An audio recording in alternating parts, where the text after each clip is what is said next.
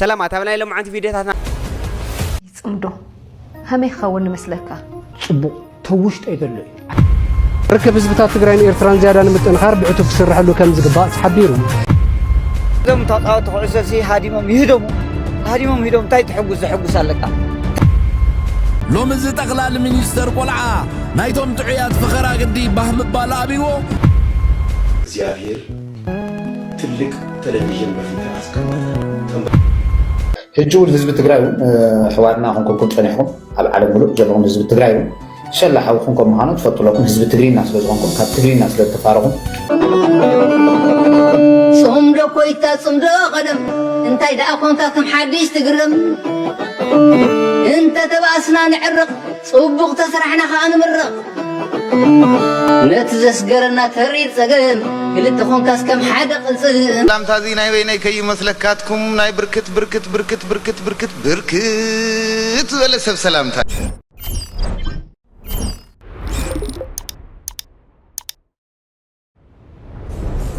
إذا فيديو إذا لايك ممكن جمبر سنة عن حد بيس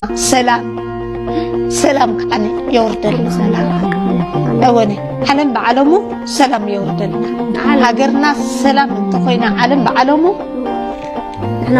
نحنا نقصن من أسي يقصن عديتا نقصن أبوتا تقصن إزقابير أملاق بعلمه محرته وردل هجول حزب تجري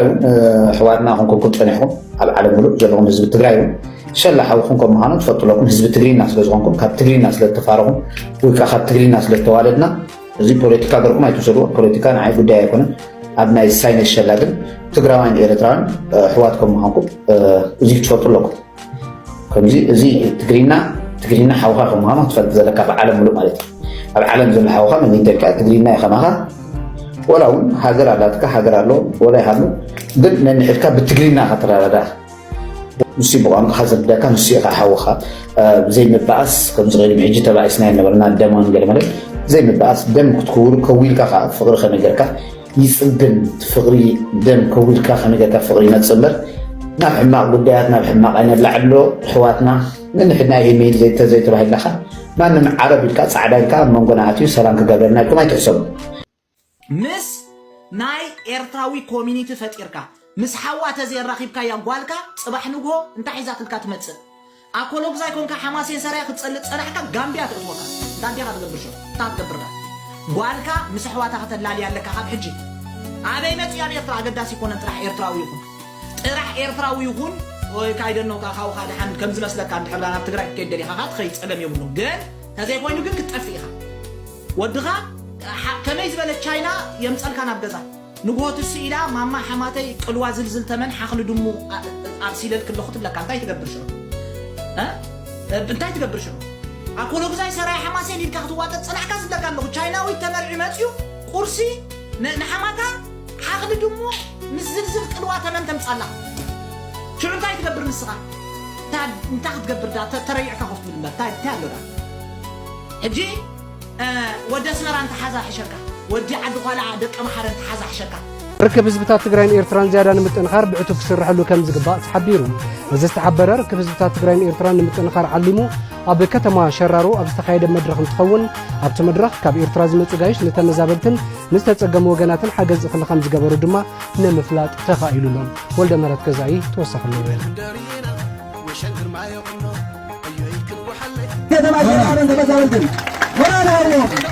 مرام فصل سلام يقولنا تجمهر زمن أسلم نسعات لا تجعل حالي تغير كلنا نصلي تكون مرام كنت تفهم يزدبنا مرام أومسي لغنينا شمرتي هذا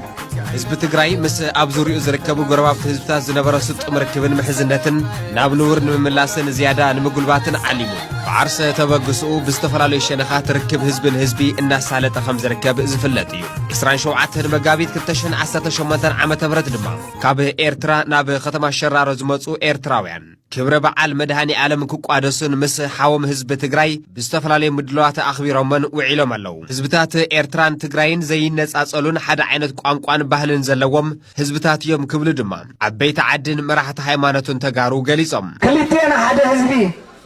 كلتينا بحدا بالقصة قبرنا أرتز حلف أتقاسي ንናፃነት ኤርትራ ተጠዘና ኣጎንና ኮይንኩም ዝተቐለስኩም ህዝቢ ኤርትራ እንኳዓስኩም ሰላም ማረኸና አሜን ወራል ብምኽንያት ውሽጣውን ቀጠናውን ዝርገት ፖለቲካ ክልቴና ኣሓት ህዝብታት ንብርክት ዝበሉ እዋናት በአካል ከይተራኸብና ግን ድንባ ምናፍቆት እናተሳቀና ፀንሕና ኢና ክልቴና ናይ ሰሜን ህዝብታት ሓደ ዓይነት ቋንቋን ተመሳሳሊ ባህልን ሃይማኖትን ዝወነና ጥራሕ ዘይኮነስ ናይ ሓባር ፀራኢ ተቃሪስና ዝሰዓርና ህዝብታት ብስጋን ዘመድን ዝተኣሳሰርና ህዝብታት ኢና ሓደ ህዝቢ ሓደ ልቢ ተዋሰብቲ ተዋለድቲ ትግርኛ ተዛረብቲ ተደጋገፍቲ ተሓጋገዝቲ እናሃለና ክሳብ ሕጂ ተፈላለዩና ፀኒሕና ኢና ግን ድማ ሕጂ يأكل يبلو مدحني عالم كريستوس أب كتما شرارو ترخيبهم ملغت زم حلالفو عبيت عدن مراحة هيمانتون إيرتراويان بوغنم بسلام ترخبنا آمين ናሽናል ጂኦግራፊ ጋዜጠኛ ድማ ኮይናት ላይ ወድ በሻሻ በእንስሳታት ነው እንድንዘረባሉኝ ወይስ ኖቶም ፓርላማይ ናይ እንስሳታት አብነት እንደዘይብካም አይርዶምን ይሉ በቋንቋም ዘብራሃሎም ዘሎ አቢቹ በዛዕባ እንስሳታት ሻርክ ባህሩን በሙሉ ያናወጠ ይመስለዋል። ጦጣ እንደምታውቁት ቁንጥንጥ ናት። ንስር በሰማይ ላይ ግመል መንገድ ሲጓዝ ሰጎንና ሜዳ አህያ ስግብግብ ውሻ ቀበሮዋ ተሳስታ ግመል ዘመሜት የሚባሉ ጉንዳኖች ድመቷ አስተካክላ አይት ትይዛለች ወይ ነው። ዝንጀሮ ሰጎን አንድ አህያ ፈረስ ነው። እንቁራሪት ዶሮ ነው። አሞራ ከበረች። አንበጣን ተመልከቱ። በጎችን መሰብሰቢያ እናድርገው። ወፏ መብረር ሲያቅታት በጭሉሌዎች በጭልፊቶች አሳዎች ጃርት እንዳለ ያውቃል። ሁለት በሬዎች ዝሆኑ ዳክዬ ስትዋኝ አይታችሁ ከሆነ እዚህ ሸል ቀዳይ ሚኒስተር አፍካዛ ሀበካ ምዝራብ ወል ጽምዶ ሀመይ ኸውን መስለካ ጽቡቅ ተውሽጥ አይደለም ትጽምዶ ናትኪ ሓደ ብዕራ ያለኪ አና ሓደ ብዕራ ያለኒ በሓደ ክትጉይ ላይ ትኽእል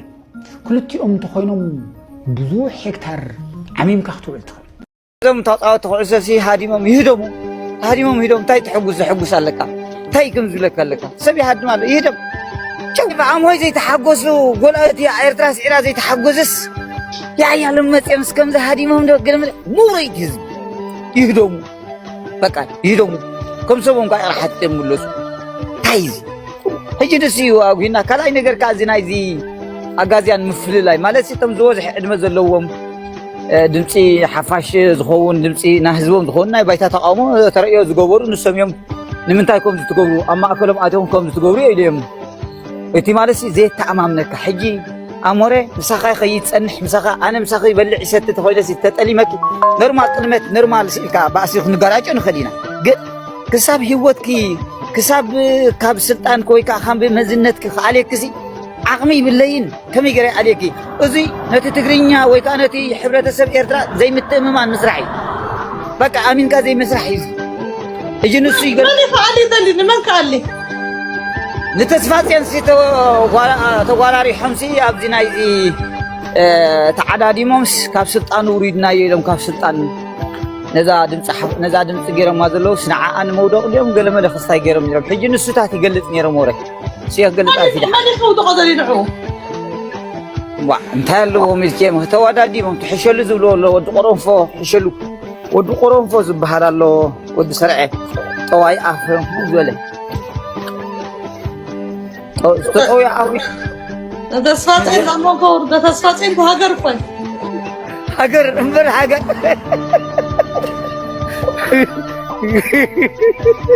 እምበር ሃገር أمور التخخ هذا اللي حق سبولدا مش حق استخخ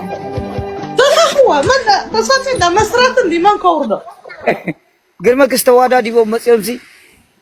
حلفتي مزميزم قال ما لستم حلفت ابا احنا يتسامع معنا من تاي سمنا صحفوا لهم نسوم بقى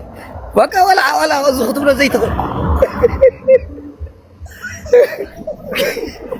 ومز تقلال مينستر قلعه نايتوم تعيات فخرا قدي بهم بالا ابيو توماما ترايس توماما ترايس زلو የባህር በር ጥያቄ ጉዳይ ምላሽ እንዲያገኝ ማንኛውም ነገር ከሰላማዊ ትግል ጀምሬ እስከ መጨረሻው ደም ጠብታ ድረስ ለሀገሬ ለመስራት የባህር ወደቧ እንዲመለስ ለማድረግ ከፍተኛ ጥረት በማህበሬ ስም አረጋለሁ። ናይዚኦም ደለየ መሆነ ኣታ ጆን ቶማም ሞ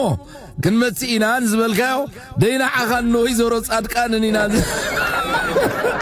ንጽበይ ዘለና ይመልሱ ናይ ጽምዶ ዝበሃል ብትሕሱ ክሊር ኮይኖም ዝመጸሉ እናተይ ፎካስ እንታይ እዩ እዙይ ሓደጋ ይደግኑ ዝመጽእ ዘሎ ብቶማማትን ጓዕማማትን ትጉተት ዘላ ዕቁብ ብልጽግና መቸም ጉዳያት ገፊሕዋ ትሕዞን ትጭብጦን እንዲጠፊእዋ ዘሎ رأيو وبحقوي سامورا إذي زوال سامورا بزعات سمدوم استحاتته أبقى مارو زلا سردم كتكوس كساب تدلي داخل فلفة تملكوتو هاي سمدو ودي سمدو تحقبري سمدو ودي سمدو أنا نسامورا يمن سولني استقراوي صبوق يروح قلتي يتقندي جنرال نتقرأ إذا فرسه سامورا ينسي سامورا مالت بتعني إتو حدا جنيا ناي تقرأ صار لعلا أبي يخرز خلصي سدت إتزمر رأي حدا بسورن ركعن سيستم زمحضر حتيتك حتى زي من اللي سلي سدت بقول باب ديمقراطي أبسلمات نبرات نبرلي سدت أبزي وان زخمو زخفن دي مسيز الله بقول باب ناي أبراهام أكورد زبهال حانتي هاجر بعد كل تمو أنا زي أسي تدلين لا إرترات بهال هاجر إلكا قبي كات ورلو زماننا بس إحنا زلنا زين أكاس كم ناكا وين حق عاوز قنالو حق ألبونا سعررلو زماننا بس إحنا زلنا سلازي سدت زبهال قانقا بزمل كأكوس زمن سينا مخنق حلو أتبدي أخر الداخل على اللو إتزخده مسكده يزرد أزل مسكده أنا داخل زكوا زي مثلاً أبو تعاليهم مملس إجرس أنا كله كو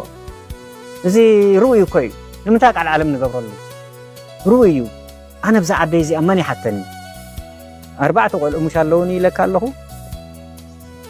أنا أخيبا سنبس غير زقول تليني ما نمبر 1 عدها مخانا بانديرها مخانا فلت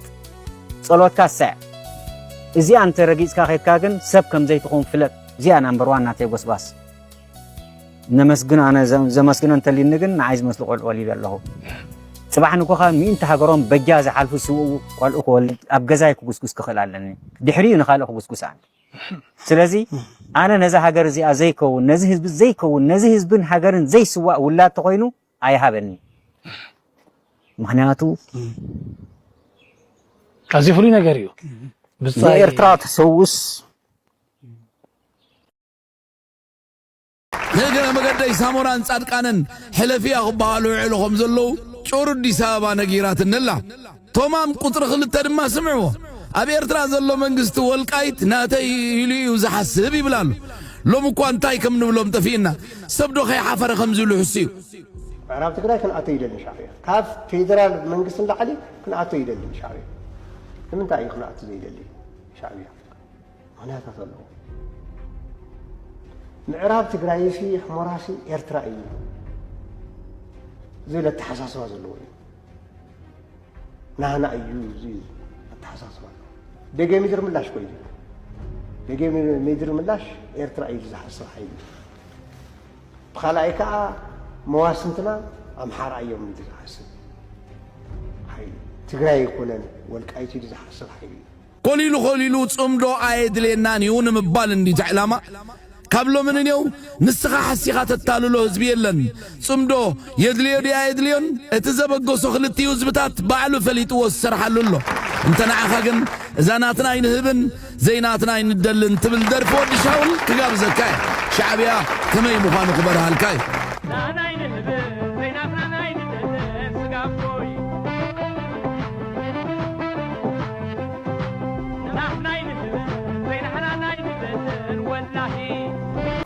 أبوتاتنا بصومن صلوتين أما كاب يوم كوفيلو أفتحت ممونو مثلا كوفيلو نزح قتات زي يوصو ነቲ ሕግታት ምስ ኣውፅዎ ድማ ዓዲ እናኸዱ ካልእ መወጂ መንገዲ ይነበረው ዓዲ እናኸዱ እዩ ብምሳር መላእኽቲ ብዝተጸርበ ልሳናቶም ኣቢሎም ምሳር ናይ መልኣኽ ኣይተጋግንያ ማለት እዩ ብውርፁ ጸገባ ካብ ዓዲ ናብ ዓዲ እናኸዱ እዚን ሕግታት ኣትሪፍና ኣለና ሰሪዞሞ ማለት እዩ ቅድም የገድስ ነይሩ ሕጂ ኣይገድስን እዝን ሕግታት ጸሪብና ኣለና ኣመሓይሽና ኣለና እዝን ድማ ሓድሽ ሕግታት ኣውፅኢና ኣለና እናበሉ ካብ ዓዲ ናብ ዓዲ እንዳኸዱ የስምዑዎ ይእውጅዎ እቲ ተራ ሰብ እቲ ተራ ዜጋ መሰሉ ይፈልጥ ጎቦ ይፈልጥ ክምጉት ድዩ ክዕልን በዚ ገባብ እዚ ይኸይድ ማለት እዩ ስለዚ ሕጊ ባዕሎም ኣውፅኦም ባዕሎም ጸሪቦም ዝኸዱ እዚ ሕብረተሰብ እዚ ባዕሉ ቆፅሊ ብዘውደቐሎ ዳያኑ ብዘይ ፖሊስ ብዘይ ዓቀይታይ ብንቕሓት ዋላት ዝናሰ ውላድ ዝባን ሕጊ ካብ እገረይ ከይተርፍ እንተይሉካስ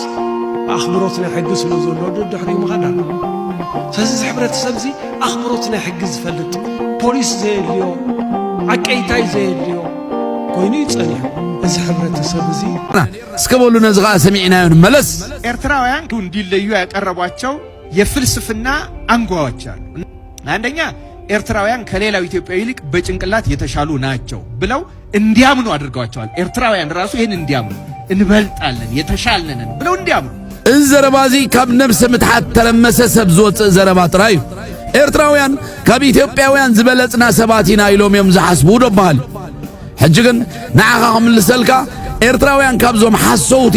ኣፎም ዝሃቦም ከማኻ ዝኣመሰሉ በላዕቲ ውዳቕ ኣጸቢቕና ንበልጽን ፈረቓ ንወ ብኸመይ ካባኻ ከም ንበልጽ እቶም መዛኑና ኢትዮጵያውያን ስልጣን ምስ ሓዙ ክበርሃልካ እዩ ባሕሪ ዝመፁ ኤውሮጳውያን ገዛእቲ ኾኑ ነዞም ካብ ስግር መረብ ዝመፁ መሳፍንቲ ቅድም ሃይማኖት ዘለዎ ፈሪሃ እግዚአብሔር ዘለዎ እሞ ክልቲኡ ዓበይቲ እምነታት ዝኣምን ሕብረተሰብ ኮይኑ ጸኒሕዎም ሓደ ካብቲ ኤውሮጳውያን ዝብልዎ ዝነበሩ ሃይማኖት ከነሰጋግረሎም ኢና ከነሰልጥኖም ኢና ክብሉ ከለዉ ኣብ ኤርትራ ግን ሃይማኖት ክልቲኡ ሃይማኖት እሞ ብዕምቆት ዝእመን ሃይማኖት እዩ ጸኒሑ ካብኡ ስግር ኢልና እንድሕር ክንርኢ ኾንና እዚ ሕብረተሰብ እዚ ናቱ ፊደል ናቱ ኣሃዝ ዘለዎ ምስ ፊደል ዝተላለየ ዝሰልጠነ ሕብረተሰብ ኮይኑ ይጸኒሕዎ እዚ ሕብረተሰብ እዚ ባዕሉ ብዝቆሞ ሕግታት እንዳባ ዝመሓደር ሕግታት እንዳባ ድማ ሓንሳብ ምስ ወፀ ስቂሉ ዝኸይድ ዘይኮነስ በብስሩዕ በብ7 ዓመት ድዩ ካብኡ ዝበዝሐን ዝወሓደን ይጽረብ በዚ ሕግታት ዝቢሎም ድማ ነፍሲ ወከፍ ኤርትራዊ መሰሉ ግቡኡን ይፈልጥ ጀነራል ታደሰ ወረደ ዝምራሕ ጊዜያዊ መንግስቲ ሕወሓትን ፌደራል መንግስትን ንሓደ ዓመት ንኽመርሕ ቅድሚ ሓደ ዓመት ወሲኖም ናብ ስልጣን መውፂ ድማ ይኸው ከዚ ሓደ ዓመት ንኽምልእ ሓንቲ መዓልቲ ቀሪቡ ኣሎ ስለዚ ንሓደ ዓመት ንኽመርሕ ሕወሓትን ፌደራል መንግስትን ፈቒዶም ነይሮም እቶም ከዚ ንኣብይ ተጋሩ ግን ጀነራል ታደሰ ወረደ 6 ወርሒ ተወሳኺ ክባህዎ ኣብይ ኣሕመድ ፈቒዱ እዩ ናበሉ ኣብ ማሕበራዊ ሚድያ ይብትኑ ኣለዉ እዚ ነገር እዚ ድማ ምንም ተቐባልነት የብሉን ንሓደ ዓመት ክመርሕ መፅኡ ከዚ ድማ ናብ ትግራይ መዋፅና ናብ ብሄራዊ መኽተና ብምእታይ ካብ መቕፃል ድማ እቲ ሕጋዊ መንግስቲ ወይ ድማ ብቤት ምክሪ ተመረፀ መንግስቲ ናብ ስልጣን ምምላስ እዩ እቲ ጊዜያዊ መንግስቲ ዝበሃል ክብቅዕ ኣለዎ ናብ ስሩዕ መንግስትነት ክንኣት ኣለና ድሕሪ ድማ ፖለቲካዊ ልዝብ ቅፅል ኣለዎ ተለይ ኮይኑ ግን ትግራይ ሓድሽ አማራጭ ክትእልሽ ግድን እግዚአብሔር ትልቅ ቴሌቪዥን በፊት አስቀመጠ ተንበርክኬ ነው እየጸለይኩ ያለው እንግዲህ በቴሌቪዥን ስክሪን ላይ ስመለከት የድሮ 14 ጠቅላይ ግዛት ወይም የድሮ 14 ክፍለ ሀገር ተመለከትኩ እነዚህንም ስመለከት የመጀመሪያዎቹ ኤርትራ ትግራይ ጎንደር ወሎ እነዚህ አራቱ በኢንዱስትሪ በተለያዩ የኢንዱስትሪ ውጤቶች እንደገና ደግሞ በዶሮ ፍየል በግ የድጋይ ውጤት እነዚህ ሁሉ ውጤቶች ወደ ውጪ ሲላኩ እግዚአብሔር አሳየኝ። ቄስ በሊና ሳርካ በ1994 ዓ.ም የዛሬ 24 ዓመት እግዚአብሔር ለኢትዮጵያ ያሳያቸውን የ30 ዓመታት ራዕይ የከፍታ ዘመን ለኢትዮጵያ በሚል ርዕስ ለሕዝብ አቅርበው ነበር። በዚህ ራዕይ እግዚአብሔር ያሳያቸው ኤርትራ እንደ ቀድሞው አንድ የኢትዮጵያ ክፍለ ሀገር እንደሆነች አድርጎ ነው። አዲስ አበባም አሁን እንደምናያትና ከዚህም የበለጠ እንደምታድግ፣ ጎስቋላ ቤቶች በዘመናዊ ሕንፃዎች እንደሚቀየሩ፣ ከአዲስ አበባ በ5 አቅጣጫ የሚሰሩ መንገዶች ከኢትዮጵያ አልፎ በርካታ የአፍሪካ ሀገሮችን እንደሚያገናኙ፣ ኢትዮጵያ ኤርትራን ጨምሮ ከ4 ተጨማሪ አቅጣጫዎች የባህር በር እንደምታገኝ፣ ያለፉት 600 ዓመታት ችግር በ20 ዓመታት እንደሚፈታና ኢትዮጵያ ከበለጸጉ አገራት ተርታ እንደምትመደብ የተነበዩትን ትንቢት እንዲህ በድጋሚ አቅርበንላቸዋል። እስከ መጨረሻው ተከታተሉት። እግዚአብሔር ለኢትዮጵያ በአራቱ አቅጣጫ የባህር በሮችን ስከፍት አያለው። ማለት በኬንያ ጅቡቲ አሁንም አለ፣ በሶማሌ፣ በኤርትራ፣ በሱዳን በኩል በሮች ይከፈታሉ። እነዚህ በዙሪያ ያሉት ሀገሮች ከኢትዮጵያ ይፈልጋሉ። ከዚህ በኋላ የባህር በር ደግሞ ከነሱ የተነሳ ይከፈትልናል። ኢትዮጵያ መርከቦች አላት። ባቡር ደግሞ እስከ አዲስ አበባ ነገሮችን በሙሉ ሲያመላልስ ይታያል። ሌላው ኢትዮጵያ አዲስ አውሮፕላን ማለት ኤርባስ የሚባል ከ500 እስከ 1000 ሰው የሚይዝ አውሮፕላን ታመጣለች። ለምን? ሰዎች ከተለያየ ሀገር ወደ ኢትዮጵያ በብዛት ይመጣሉ። ቱሪስቶች ማለት ነው። እነዚህን ቱሪስቶች ለመጫን ይሄ ኤርባስ ጀት ስለማይበቃ ኤርባስ ይመጣል።